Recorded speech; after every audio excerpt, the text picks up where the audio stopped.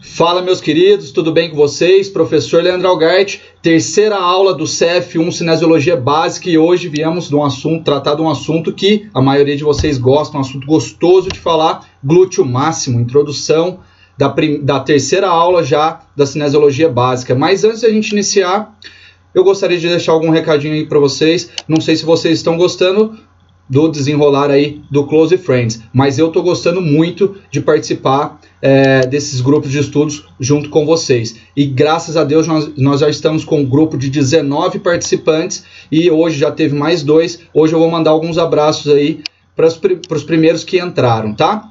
Mas antes, alguns recadinhos que eu até anotei aqui para não esquecer. Primeiro, pessoal, lembre-se de fazer pergunta quando eu abrir as caixinhas de perguntas nas terças e nas quintas. Lembre-se que não existe pergunta ignorante, né? Ignorância é não se perguntar quando se tem dúvida. E isso gera conteúdo, dúvida gera conteúdo, tá? Agradecer a todos vocês pela confiança, tá? Estou muito motivado para que a gente continue aí até o CF3, que é a posturologia, tá? Lembrando que essa aula é fundamental para a aula de quarta-feira. Então, este tema de hoje é o embasamento para a gente ter um aprofundamento na aula de quarta, que nós vamos falar sobre as variabilidades dos exercícios para atingir diferentes porções do glúteo máximo. Então, se atente, reveja essa aula se necessário, tá? As aulas não estão ficando salvas por completo lá, porque eu já falei para vocês, as aulas estão ficando um pouquinho grande. Então, viu o vídeo, já me chama na hora, chama lá no número que eu deixei disponível para vocês e já pegue o material, porque senão vocês vão ficar sem esse material. Hoje eu gostaria de mandar um grande abraço aqui e um beijo também para alguns participantes, os primeiros participantes aí que entraram, tá? Eu vou estar falando o username aqui do Instagram, vou deixar marcado aí também como uma singela homenagem para vocês, ok? Gildeone, _ treinador, um grande abraço. A Josi foi minha aluna lá no Moura Lacerda também. Lembrando que todos os educadores físicos, siga a página deles, tá? A Ingrid e a Narda Calaca, tá? Eu vou deixar tudo na descrição aqui para vocês. Sigam esse pessoal que tem muito conteúdo bom também para oferecer, tá? Bom, vamos ao que interessa. Hoje já está a ilustração aqui para vocês, tá? Vocês me desculpem, às vezes eu vou continuar, vou mandando bala aqui, eu nem vou dar pause, mas às vezes dá uma travadinha ou outra, mas a gente continua e segue o baile, tá? Hoje nós vamos falar sobre glúteo máximo, então a ilustração que vocês estão vendo aí é simplesmente do glúteo máximo, né? Uma pelve, e vocês estão vendo numa visão frontal posterior, né? No caso, no plano frontal, uma visão posterior, e uma visão mais na diagonal, que fica mais fácil de ver a inserção medial e a inserção lateral, tá? Então aqui, como vocês podem ver, eu circulei aqui, começando falando sobre a inserção medial do glúteo máximo, né? Aqui a gente tem, ele pega a parte posterior aqui da linha glútea, né? No ilíaco, atrás da linha glúteo, desce, desce, desce, vem na parte posterior do sacro e desce até o cóccix, tá? Lembrando, a fáscia tóraco-lombar está em cima, por isso a importância de você manter o cotovelinho para baixo no agachamento, para você manter a tensão, comprimento aí do glúteo também, porque a fáscia tóraco-lombar está intimamente ligado com o grande dorsal. Se eu faço uma rotação externa no ombro, deixo meu cotovelo apontado para baixo, eu melhoro essa força, tensão aí também do glúteo. Então, está interligado através da fáscia tóraco-lombar.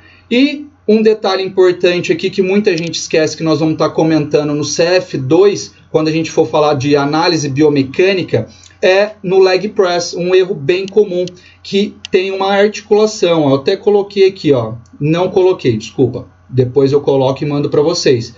Então ele pega toda essa linha aqui, ó, em cima da articulação sacroilíaca. Então ele está envolvido ali nessa estabilidade sacroilíaca. A sacroilíaca, ela tem pequenos movimentos entre si, entre o quadril direito e entre o quadril esquerdo. Porém, você tem que manter esse alinhamento em neutro. Então, um erro bem comum, já citando aqui uma prévia do que a gente vai ver, do que nós veremos no CF2, as pessoas colocarem um pé e depois o outro no leg press, e às vezes acaba tendo uma torção aí nessa região do quadril, por fazer pequenos movimentos, mas acaba influenciando e gerando alguns desconfortos. Então nós vamos ver a importância do porquê colocar os dois pés ao mesmo tempo, tá? Falando um pouquinho aqui da inserção lateral, né? Ele teoricamente pega na parte superior e posterior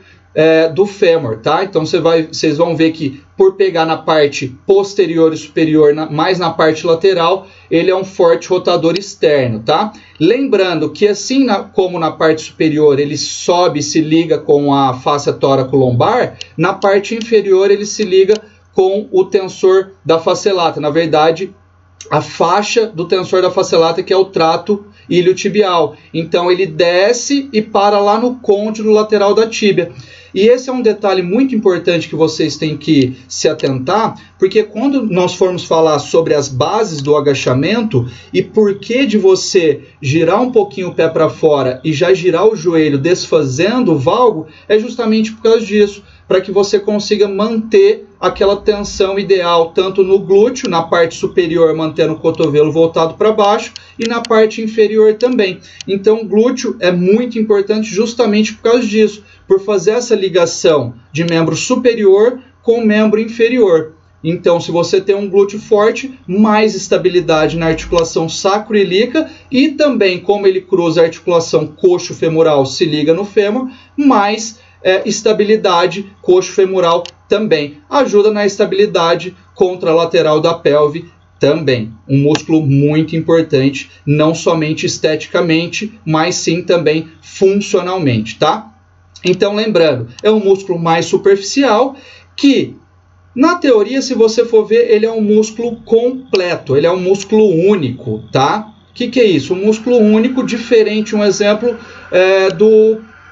do grande dorsal, por exemplo, né? Então, neste caso aqui, você tem um músculo único, né? Desculpa, grande dorsal não, vamos dar um outro exemplo aqui, um bíceps braquial que se divide entre a porção longa e a porção curta. Aqui você tem simplesmente um único músculo ali sem divisão, tá? Então, neste caso aqui, para ficar mais fácil o entendimento, alguns autores defendem que, e na prática você fazendo também, há toda a diferença, como eu já preparei alguns atletas, principalmente mulheres, e faz toda a diferença no desenho final, porque poucos exercícios conseguem atingir essa porção superior. Então, para ficar mais fácil o entendimento, eu dividi em feixes médios superiores e feixes médios inferiores. E nós vamos ver no próximo slide como que a gente consegue atingir, quais são as ações dessa musculatura.